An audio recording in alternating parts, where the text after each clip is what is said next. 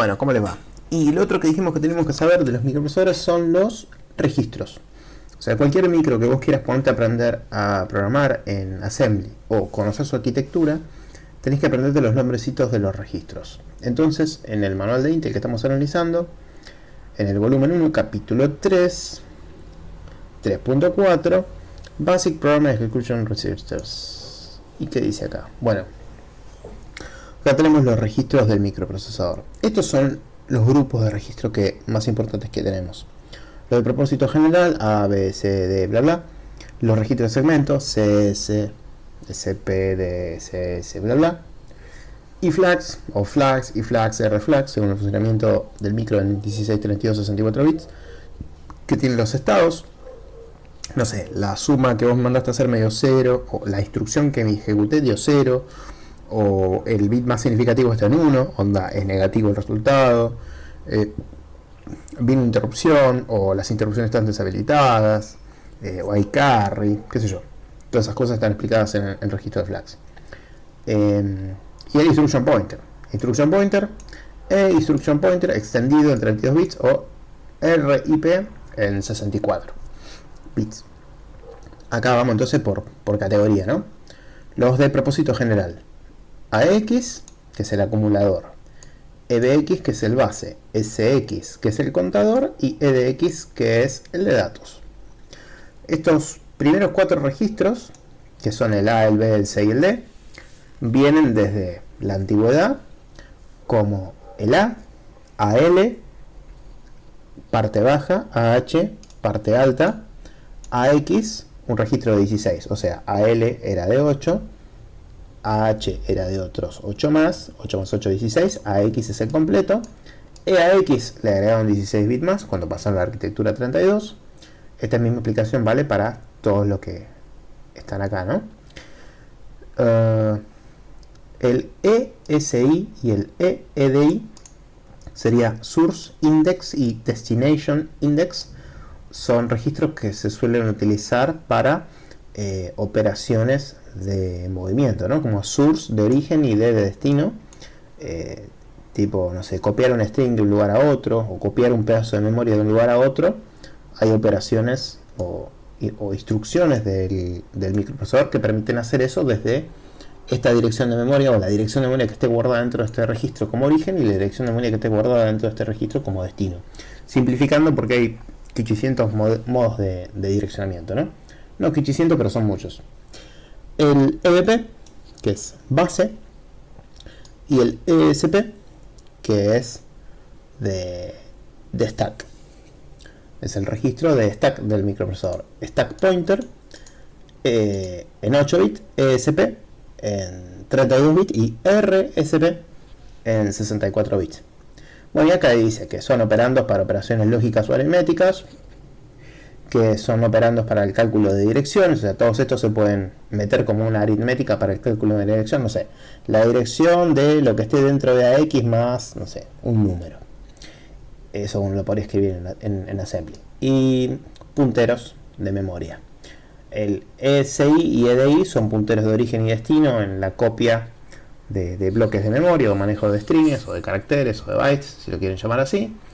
Y el EBP es un puntero base y el stack pointer es un puntero al stack. Se podrían usar como una base y un desplazamiento. O sea, a partir de esta dirección, correte tantos bytes en la memoria RAM. Importantísimo el ESP, ¿no? O el RSP o el ESP. El puntero de stack es importantísimo. Muchísimos ataques de software a explotar, de tomar el control de un sistema operativo, se dirigen a poder modificar el valor de este puntero. Si después, cuando veamos cómo son los llamados a las interrupciones o a las llamadas a subrutinas, si uno pudiera controlar qué valor tiene esto o cambiarlo o apuntarlo a otro lugar, uno podría lograr que al retornar de una función o de una interrupción o de una rutina, el microprocesador, en vez de volver a lo que estaba haciendo, vuelva al lugar que uno se le cante, y en ese momento uno tomó control de ese sistema. Bueno, acá está el registro de propósito general. los E, A, B, C, D, S, D, B y SP. Sumados a estos tenemos los registros de segmento, el CS, voy a empezar a anotar porque todo en el aire se va a ir todo al carajo. A es el registro acumulador, típico para operaciones aritméticas. B es el registro base, que se utiliza para el direccionamiento, para la base. El C es el contador. En las operaciones de tipo de repetición, como si fuera un while, pero en assembly, la cantidad de veces que se cuenta algo o que se hace algo suele estar guardado en este registro. Y el D es el de datos. Y bueno, tenemos el H, tenemos el L, tenemos el X, que sumariza a los dos en 16 bits. Tenemos el E, que sería para 32, y tenemos el R en 64 bits. Entonces el RAX sería el registro A en 64 bits. El EAX sería el registro A en 32 bits. El AX sería el registro A en 16 bits. El AL sería en 8 bits. Bueno, en realidad el A sería en 8 bits y cuando se le pasó a 16 se lo dividió en AH y AL, parte alta, high, parte baja, low. Rebautizado en 16 bits como AX, rebautizado en 32 bits como EAX, rebautizado en 64 bits como RAX. Todos estos nombrecitos, estos literales, sirven en el assembly de PC. Uno podría escribir AL, AH, AX, AX, RAX según la cantidad de bits que uno quiera tomar del registro A. Todo esto que expliqué de REA, AH, AL vale para el A, para el B, para el C y para el D. Después tenemos el SI, Source Index, que sería el puntero fuente o índice a la fuente de datos. El DI, Destination Index, que sería el destino, desde el origen al destino donde se van a copiar. El BP, que sería el base o base pointer, puntero base. Y este sería el importantísimo, el SP, stack o pila pointer, puntero a la pila. Bueno, como mencioné antes, hay que tener un montón de cuidado con su uso, hay que súper aprender cómo funciona. En todos los modos de funcionamiento del microprocesador suele haber diferencias, o sea, en 16, 32, 64 bits hay diferencias en los niveles de privilegio. Según el código que se ejecute, sea de usuario, sea de sistema, la pila está en un lugar distinto, o guarda en un lugar distinto, o accede a direcciones de memoria distintas. Estos serían de propósito general. Los de segmento, les dejo un tiempito para que esto lo puedan masticar y después yo lo voy a borrar y voy a seguir explicando los de segmento. Los de segmento, esto viene de cuando el micro funcionaba en 16 bits. Los registros de segmento guardan la dirección de memoria de un segmento o algo de la dirección de memoria de un segmento para hacer un direccionamiento de segmento y desplazamiento. Estos registros son siempre de 16 bits. O sea, por más que el micro funcione en 32 o en 64, siguen siendo de 16. Vamos a anotar los nombrecitos. El C, el D y el S son los principales. El C es el registro de código, el code segment. O sea que dentro de CS va a estar guardado un número de 16 bits que hace referencia al segmento de código, o hace referencia en el modo protegido a un descriptor, o sea, a un numerito dentro de un array que describe el segmento o el bloque de bytes de memoria RAM donde está el código. El D es el de data, el de datos. Las cosas que nosotros operemos en nuestro programa van a estar guardadas ahí. Ese registro se llama DS, Data Segment, apunta al segmento de datos. Y como no puede ser de otra manera, el S es el Stack Segment, o sea que la pila tiene su propio segmento, el segmento SS. En el modo real, el SS son 16 bits que sirven como un direccionamiento de base más desplazamiento para poder acceder al segmento de pila.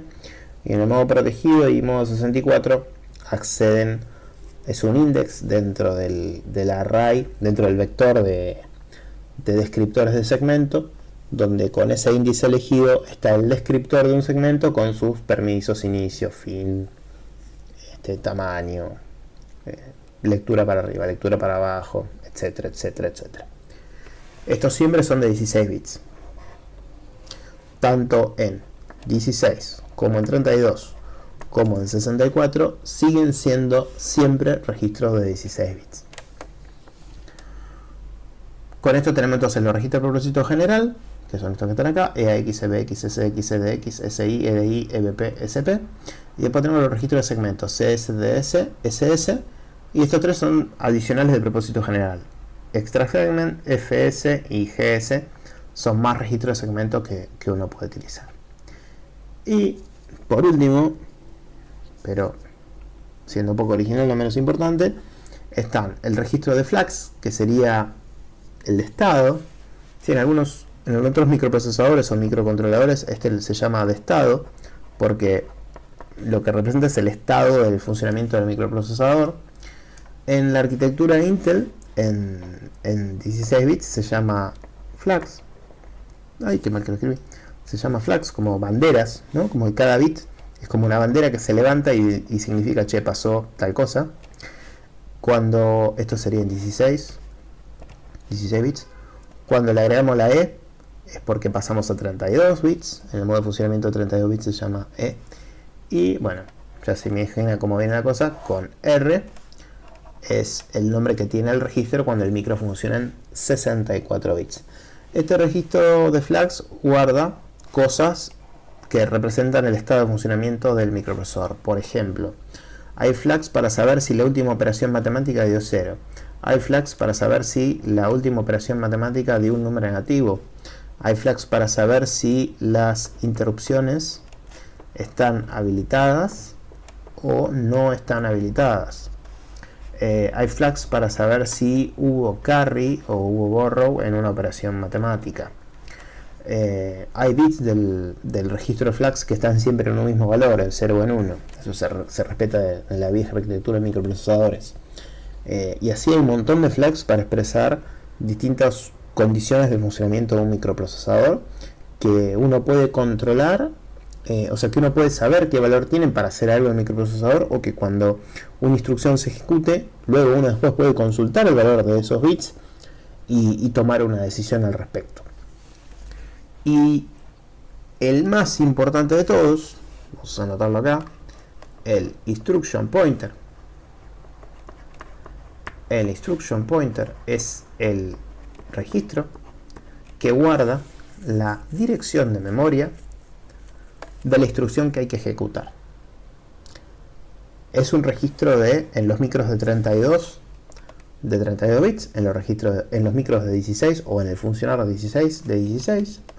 O sea que en 32 bits le agregamos la E y en 64 bits le agregamos la R. O sea que, pasando a limpio, en 16 bits lo llamamos instruction pointer, en 32 bits lo llamamos extended instruction pointer, EIP, y en 64 bits lo llamamos R instruction pointer. Esto sería en 16, esto sería en 32 y esto sería en 64 bits. Según el modo de funcionamiento que el micro tenga, nosotros llamaremos ese registro, cuando escribamos el código en lenguaje assembly, de estas distintas maneras. Apunta esto a una dirección de memoria RAM que tiene la próxima instrucción a ejecutar. Bueno, con esto vimos los principales registros de un microprocesador de la arquitectura PC. Recuerden que sea en Intel o sea en AMD, los registros se van a llamar igual, porque las dos arquitecturas son compatibles, o si quieren es la misma arquitectura pero hecha por dos fabricantes distintos. Hay otro tipo de registros que corresponden a otro tipo de instrucciones de assembly que son propios de cada fabricante. Estos que estamos viendo son comunes a los dos, son los más básicos de la arquitectura y los nombrecitos los tendría que saber desde el vamos para poder escribir cualquier código en assembly. Si no sabemos el nombrecito y para qué sirve cada uno, no podemos escribir nada. Bueno, hasta el próximo video. Si les gustó, les interesó, acuérdense de poner un like, de suscribirse si es el primer video que ven. Si son alumnos míos, bueno, ya habrán visto que todo este quilombo lo explicamos en clase y esto les queda como un repaso. Si no, bueno, pueden volver a preguntar como siempre. Cualquier duda la pueden poner en comentarios, o si son alumnos míos me preguntan en clase. Bueno, hasta el próximo video.